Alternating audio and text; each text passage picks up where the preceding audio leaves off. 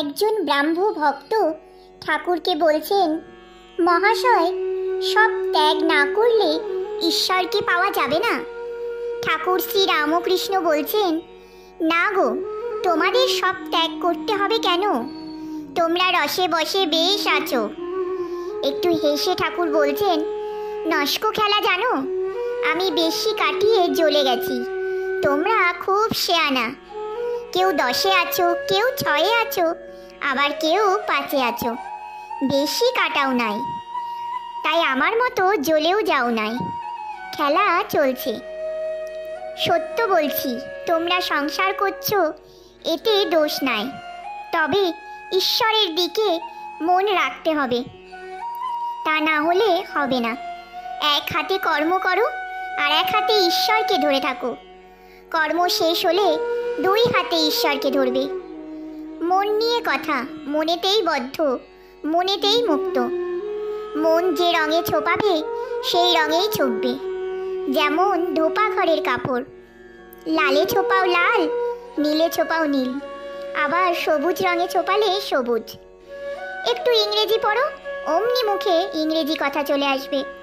Foot ফাট ইট meet সকলেই হাসছে। আবার পায়ে বুট জুতা শীষ দিয়ে গান করা, এই সবও এসে জুটবে। কোনো পণ্ডিতকে দেখবে, যেই সংস্কৃত পড়ে অমনি মুখ দিয়ে শ্লোক ঝরবে। মনকে যদি কুসঙ্গে রাখো তো সেই রকম কথাবার্তাই চিন্তা হয়ে যাবে। যদি ভক্তের সঙ্গে রাখো তাহলে ঈশ্বর চিন্তা, হরি কথা এই সব হবে। মন নিয়েই সব। এক পাশে পরিবার, এক পাশে সন্তান। একজনকে একভাবে, সন্তানকে আর একভাবে আদর করে, কিন্তু মন একটাই। ঠাকুর আবার বলছেন, মনেতেই বদ্ধ, মনেতেই মুক্ত। আমি মুক্ত পুরুষ। সংসারে থাকি বা অরণ্যেই থাকি, আমার বন্ধন কি? আমি ঈশ্বরের সন্তান, রাজাধিরাজের ছেলে। আমায় আবার বাঁধে কে?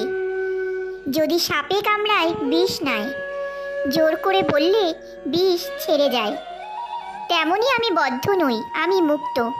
এই কথাটি রোগ করে বলতে বলতে তাই হয়ে যায়, মুক্তই হয়ে যায়।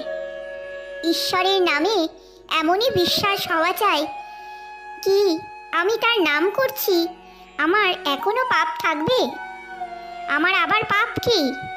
আমার আবার বন্ধন কি? কৃষ্ণ কিশোর পরম হিন্দু, সদাচারনিষ্ঠ ব্রাহ্মণ। সে বৃন্দাবনে গিয়েছিল। একদিন ভ্রমণ করতে করতে জল তৃষ্ণা পেয়েছিল। একটা কুয়োর কাছে দেখলো একজন লোক দাঁড়িয়ে রয়েছে। তাকে বলল, ওরে, তুই 1 ঘটি জল আমায় দিতে পারিস? তুই কি জাত? সে বলল, ঠাকুর মহাশয়, আমি হীন জাত, মুচি। কৃষ্ণ কিশোর বললে, তুই বল শিব, নে এখন জল তুলে দে। ভগবানের নাম করলে মানুষের দেহ মন সব শুদ্ধ হয়ে যায়। কেবল পাপ আর নরক, এই সব কথা কেন?